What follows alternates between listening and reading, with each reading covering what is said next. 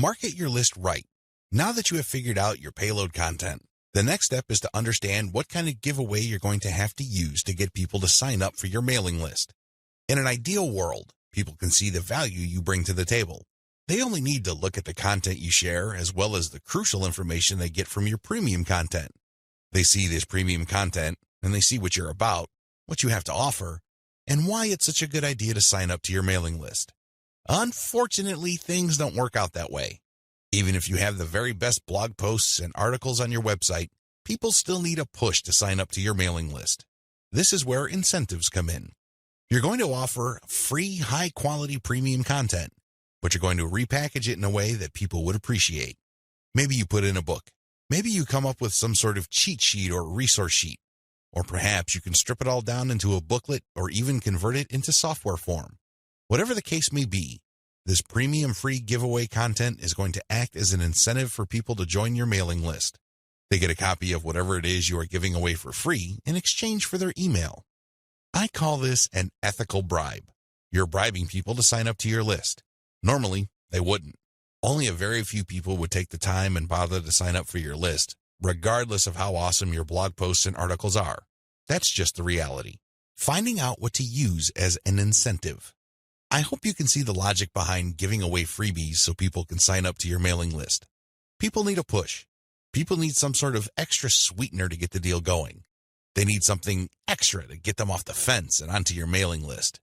Now, the next step is to figure out what kind of incentive to give away so people would join your mailing list. The good news is, you don't have to start from scratch.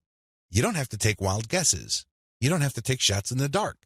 When you pay attention to your top-performing original content, you should have all of the information you need to come up with a compelling incentive.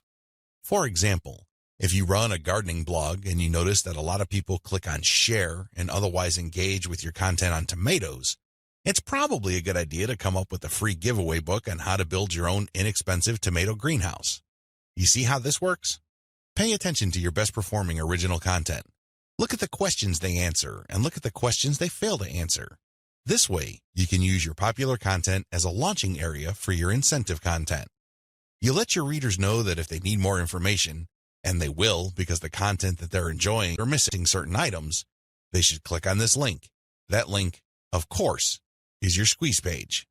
The squeeze page advertises your giveaway and lists out the reasons why people would want to download that giveaway. It's pretty straightforward. You're just offering premium content that your other freely available content is already pointing to. They're pointing to that content because they don't contain that material. They do a good job of building credibility and authority. They do a great job adding value to the lives of your readers, but it's also obvious that there are certain parts that are missing. For those extra materials, they have to sign up. It's absolutely free. It doesn't cost them a dime, but they need to sign up to your mailing list. This is how you set up your mailing list. It has to be closely tied to your premium content. Coming up with incentives or freebies that look like they came out of left field because they're unrelated to whatever it is you're currently doing is not a good idea. Chances are quite good that you're going to fail. When you come up with incentive content that is directly related to the materials you're already sharing, you create a feeling of value. There's also a feeling of exclusivity.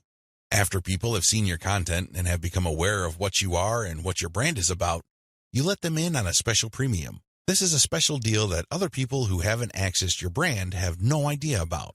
Position all your original content to push your mailing list first. To play up the value of your incentive content, you first have to promote the value of the mailing list. I know this sounds counterintuitive, but if you think about it, it makes all the sense in the world because, in reality, it's the mailing list they're signing up for. The freebie that you're giving away is just a bribe.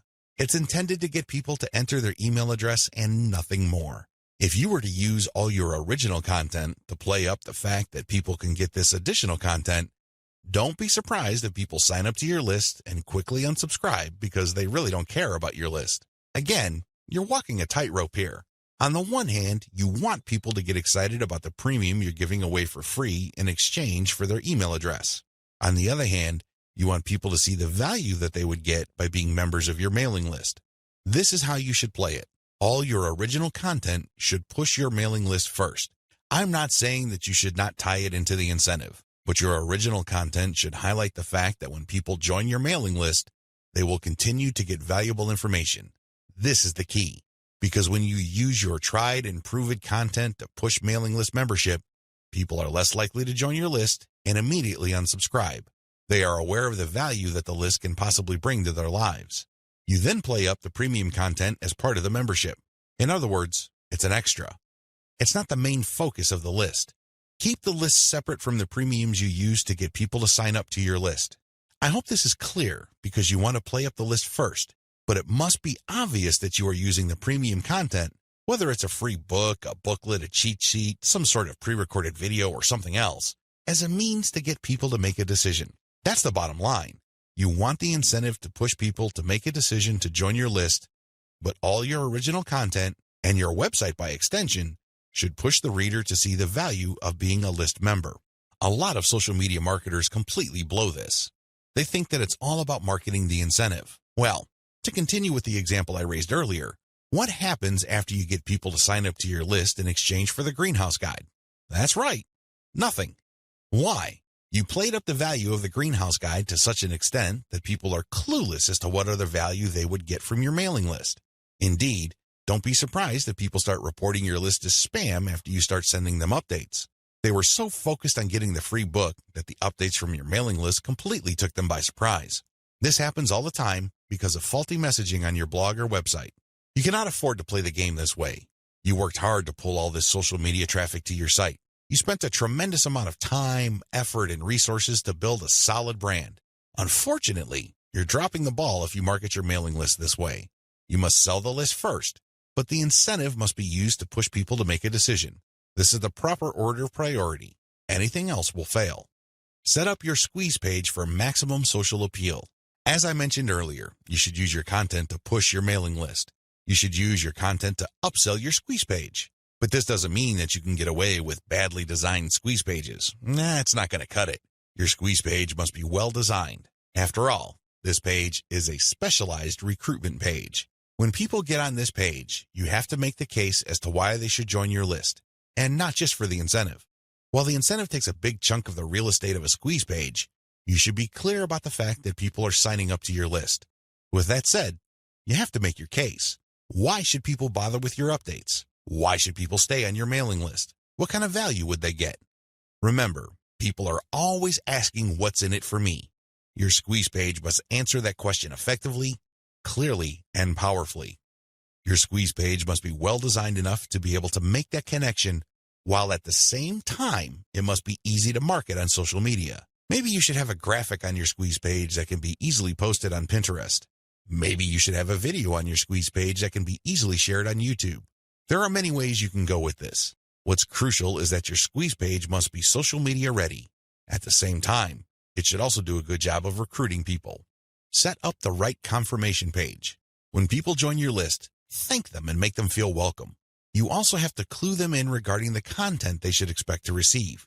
Make them feel that they just did the right thing. Make them feel that they solved a major problem. Not only do they get access to the digital freebie you're giving away, but they're also going to be receiving valuable information regarding a particular topic that they have problems with. This is how you sell the list. Simply hyping up and over-promoting the premium is not going to help you convert social media traffic into cash. That's just not going to happen. You have to sell the list. You have to build trust in the list. Unlock the power of repurposed content. I've already described this in an earlier video, but this topic is so important it deserves its own standalone video. When you create original content for your blog or website, you already know that this content has some sort of traction in your niche. You already know that there is a significant amount of demand for this particular type of content. Not only did you base your decision on the social signals of your reverse-engineered competitors' content, but you're also picking out content choices based on your own statistics.